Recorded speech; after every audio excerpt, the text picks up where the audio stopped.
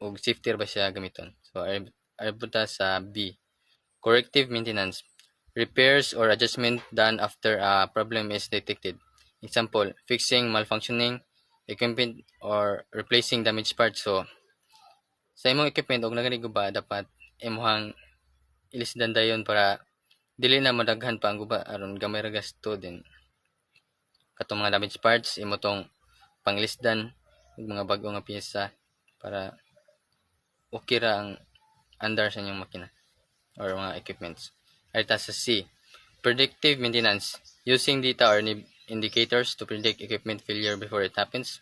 Example, checking vibrations, temperature or wear indicators. So ari diri is magamit ka og data or indicators para ma-predict nimo kung unsay kanang failure sa inyong equipment. Is example, imuhang pandaron inyong equipment then imuhang matikdan nga na usab ang tingog or init na kayo bisag pag-upa ang kuan. So dapat ma-predict nimo ang kanang kuan sa inyong equipment. Ay ta sa D, routine maintenance, daily or weekly upkeep to ensure tools remain functional. Example, wiping surface, checking power cords, and organizing tools.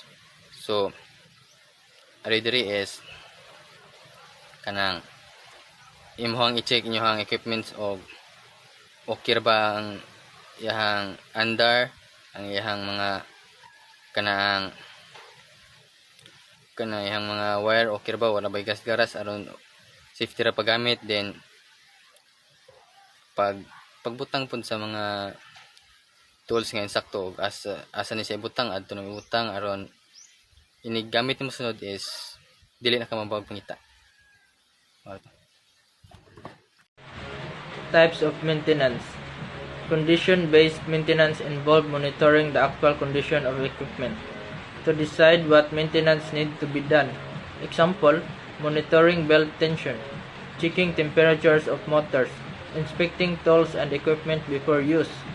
Emergency maintenance. Emergency maintenance is performed immediately when a sudden serious failure occurs that threatens safety or operations.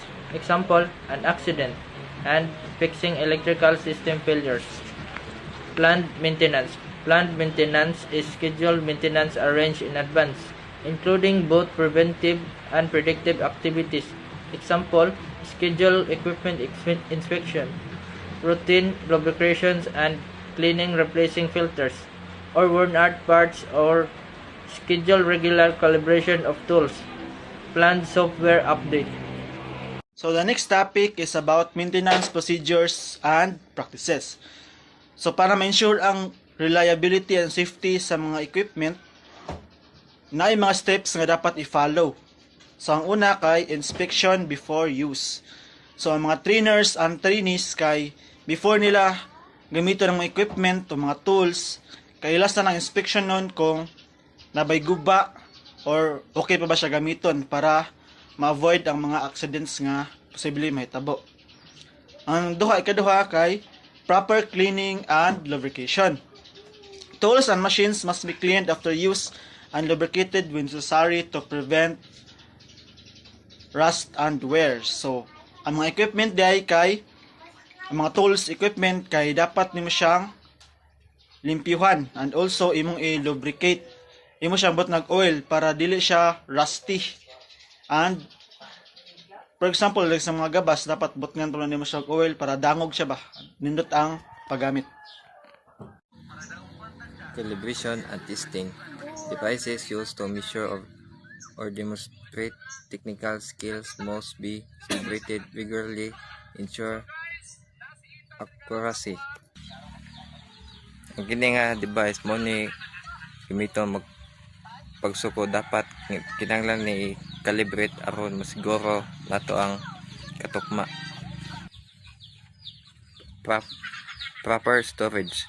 Tools should be stored in knitted cabinets or racks to prevent loss, damage or accident. Dapat ang kaning mga tools ato ibutang sa saktong butanganan aron dili mangawa og malikayan sa natong aksidente. documentation of maintenance tasks. Keeping a logbook or maintenance record ensures that tools are regularly checked and maintained.